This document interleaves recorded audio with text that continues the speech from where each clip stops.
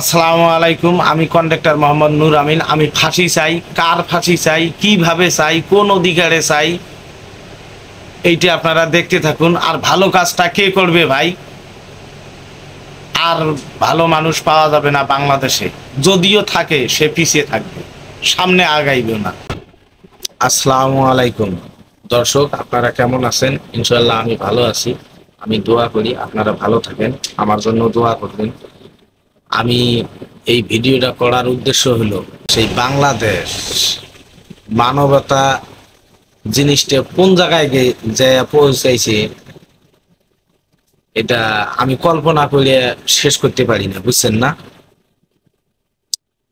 একজন খারাপ কাজ করে সে দোষী, মানলাম। আবার একজন ভালো কাজ করে সেও দোষী।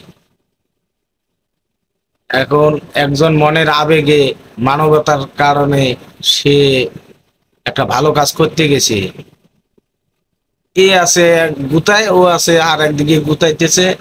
এইভাবে বিভিন্ন ধরনের করে মনটা, মনে করেন যে ওই মানবিক যে লোকটা, ওর মনটাই নষ্ট করে হেলাইছে, মনটা নষ্ট করে হেলাইছে। কারণ এই রকম যদি হয় বাংলাদেশের মধ্যে, কেরা আছে যে এই মানবতার কাজটা করব? ভালো কাজ কেরা করব? একজন যদি ভালো কাজ করতে যে বিপদে পড়ে, তাহলে কেমন লাগে কোন দেখি? আপনারাই বলেন। একজন যদি ভালো কাজ করতে যায়, যাওয়ার পরে যদি সে আবার দোষী হয়, আবার তার জেলে যাওয়া লাগে বা তার ডিপিতেই আটক করে, তাই এগুলো বিষয় নিয়ে আমার কিছু কথা বলবো। আপনারা ধৈর্য সহকারে শুনবেন। আর আমি এই কথা বলার কারণে যদি কোনো ভুল ত্রুটি হয়ে থাকে, তাহলে সবাই ক্ষমা দৃষ্টিতে দেখবেন। আমার আবেগে মানতেছে না, আমার বিবেকে ধরতেছে না যে এত ভালো লোক সে লাঞ্ছিত হইতেছে কি কারণে। হ্যাঁ, আমি মানি সে যদি দোষী হয়, ভালো করে তদন্ত করে যদি সে অপরাধী হয়, তার শাস্তি হবে। বাংলাদেশে আইন আছে, কিন্তু আমি প্রশাসনের কাছে দৃষ্টি আকর্ষণ করে বলবো, সঠিক তদন্ত করে সে যদি দোষী হয়, তাহলে জনগণের সামনে তুলে ধরুক যে হে অপরাধী।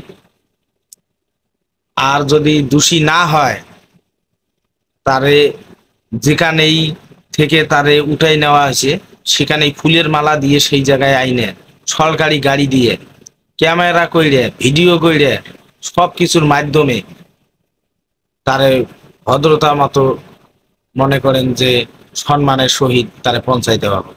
এটা আমার আবেদন। আর সে যদি দোষী হয়, এইটাও প্রমাণ করে তারপরে তার শাস্তি হোক। প্রমাণ আমরা ভিডিও সহকারে দেখতে চাই, কি বলেন আপনারা? অবশ্যই প্রমাণ আমি এবং আমার যা দর্শক আছেন, আমাদের একটাই কথা, যদি সে অপরাধী, এটা আমরা ভিডিও দেখতে চাই। আর ডিজিটাল যুগের মধ্যে সবকিছু ক্যামেরার মাধ্যমে প্রমাণিত হয়। আমরা ভিডিও দেখতে চাই যে সে অরিজিনালেই অপরাধী, এক।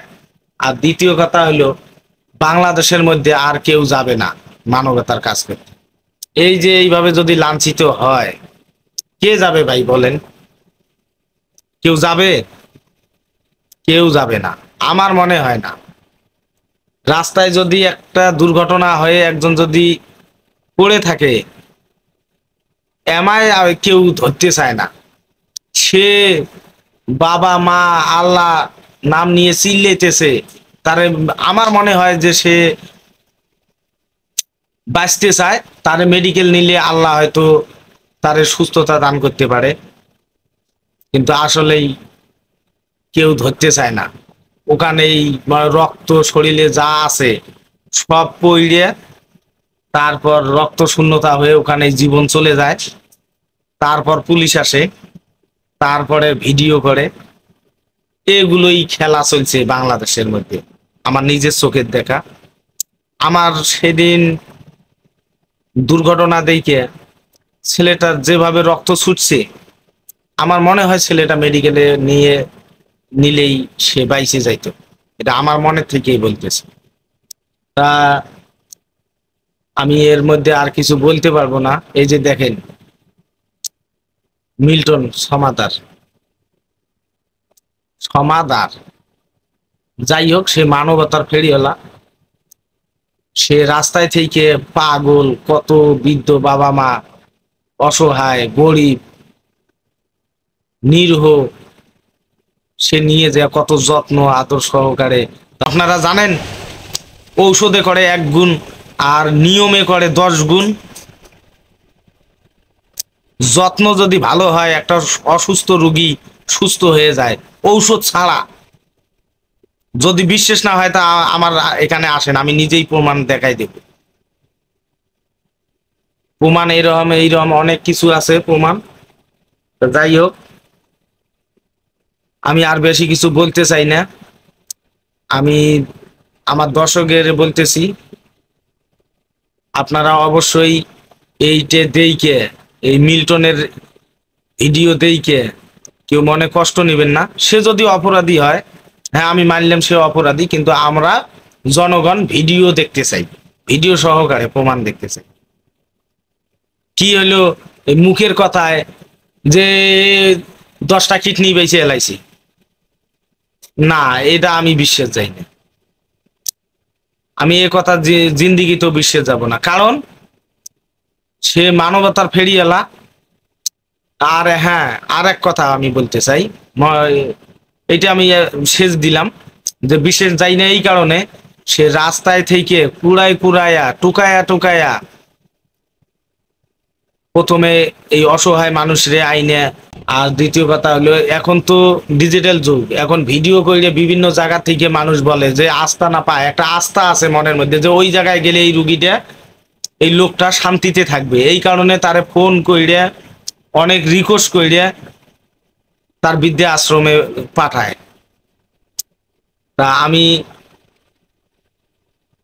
এখন এইটার মধ্যে থেকে যদি ও যদি মানলাম যে ও আর নিল না বা ও জেলে থাকলো, তাহলে এই যে 300-400 যে বাবা মা আছে, গরিব অসহায় মানুষ তার ইয়ের মধ্যে আছে, এগুলোরে খাওয়াইবো কেরা? মানলাম এখন তার অ্যাকাউন্টে 2-4-5 কোটি টাকা আছে বা 10 কোটি টাকা আছে, এই টাকাটা কতদিন যাবে? এখন তো ওই টাকা বাইর কইরা তা করে খাওয়াবেন আর ওরে হলো আটকায় রাখছেন। ও যে ভিডিও কইরে অনেক কিছু পরিচালনা কইরে, ও তো এই 10 কোটির জায়গায় 15 কোটি বানাইতে পারতো। যে আজকে ও মারা গেল, ও তো ওর অ্যাকাউন্টে তো আর টাকাটা রাখে না। ওর অ্যাকাউন্টে টাকাটা রাখছে, ও টাকাটা রাখছে বৃদ্ধা আশ্রমের নামে। ওই অ্যাকাউন্টে 50 কোটি কে, আপনার 100 কোটি হোক, সমস্যাটা কি? ও যদি আজকে আল্লাহ যদি ওরে পছন্দ করে, ও না ফেরার দেশে চলে যায়, তাহলে এই বৃদ্ধা আশ্রমটা চলবে কিভাবে? হয়তো ওখানে 50 কোটি টাকা থাকবো, ওই টাকাটা আস্তে আস্তে আস্তে আস্তে পরিচালনা করে আস্তে আস্তে খরচ করতে করতে যারা ওই লাইনে ঢুকবো, তারা আবার অভিজ্ঞতা হয়ে যাইব, তারা আবার আয় করা ব্যবস্থা বা সিস্টেম জানিয়ে যাইব। হ্যাঁ, ওর অনেক টুকিটাকি ওর ভুল কিছু থাকতে পারে। ও কি ওর মায়ের পেটের ভিতর থেকে শিখে আইছে এই মানবতার কাজটা? আপনারা বলেন।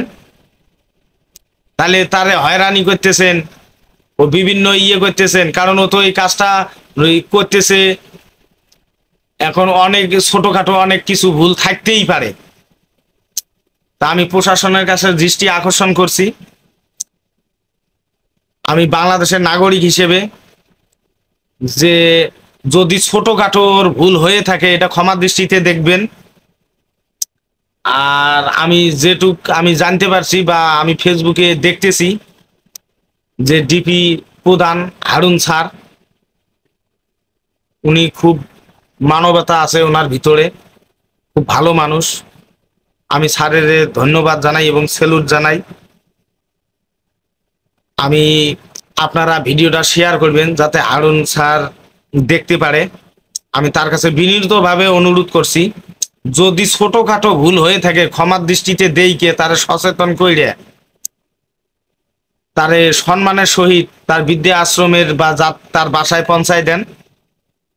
আর যদি কোনো প্রকারে যদি জটিল বা এই যে যেমন কিডনি বেচা বিক্রি করে বা শরীরের বিভিন্ন অঙ্গ কেটে ছিঁড়ে নিয়ে যা বিক্রি করে, এর ধরনের যদি কোনো ভিডিও সহকারে পুরো দেখাইতে পারেন জনগণের, তাহলে আমি 100 বার আমি বলি যে মিল্টন ভাইয়ের ফাঁসি হওয়া উচিত।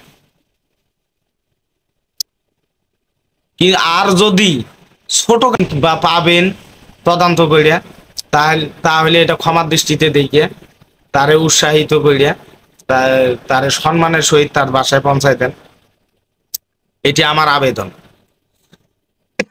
আর আমি বাংলাদেশের 18-20 কোটি বা 22 কোটি মানুষের কাছে বিনীতভাবে অনুরোধ করছি যে এই ভিডিওটা দেখে, এই মিল্টন ভাইয়ের ভিডিওটা দেখে কেউ মন খারাপ করবেন না। আপনারা অসহায় মানুষের পাশে দাঁড়াবেন। রাস্তা ঘাটে অনেক পাগল অসুস্থ মানুষ পড়ে থাকে, তাদেরকে সহযোগিতা করবেন, পারলে যত্ন করবেন। এই যে 4টিখানি কিন্তু কথা না, এই কাজটা কিন্তু কেউ করবে না। আপনার আছে 50 কোটি টাকার মালিক থাকতে পারে, আপনি পারবেন না। আর একজনের হাজার হাজার কোটি টাকা থাক, সে পারবে না। মিল্টন ভাই এই কাজটা করতেছে, আমি তারে অনেক পছন্দ করি। এই কারণেই পছন্দ করি যে সে মানবতা ওর ভিতরে যা আছে বাংলাদেশে কমেই আছে মানুষের কাছে। আমি তারে অনেক পছন্দ করি, আর পছন্দের আবেগে আমার এই ভিডিওটা করা। যদি কেউ আমার এই কথায় ভুল ত্রুটি পেয়ে থাকেন তাহলে আমার ক্ষমার দৃষ্টিতে দেখবেন। আমি মোহাম্মদ নূর আমিন। তা সবাই আমার জন্য দোয়া করবেন, আপনাদের জন্য আমার দোয়া রইল। সবাই ভালো থাকবেন, সুস্থ থাকবেন, এইটাই কামনা করি।